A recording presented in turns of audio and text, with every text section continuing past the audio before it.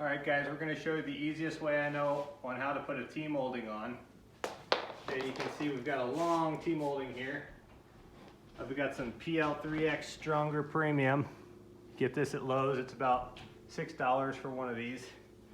And then we're gonna feed it like we're welding every 2 to 3 inches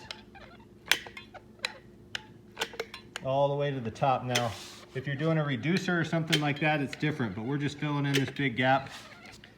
A lot of people think using that strip that they sell you with the T-molding is the way to go, and that's the way to fail.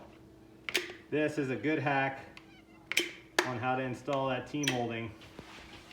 Now you're gonna go through a lot of glue. This is okay.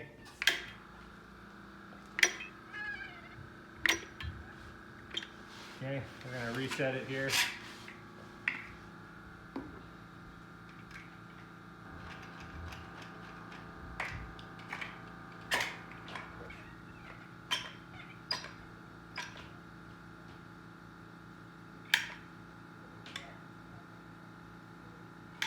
Must not have put a big enough hole in this one.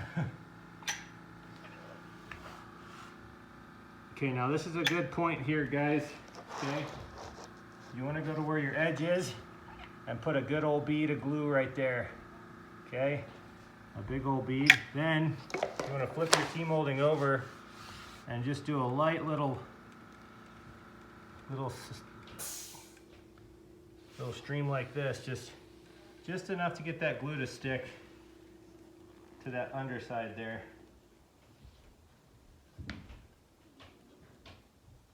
Okay, now once you're done with that, okay, you want to set your end in.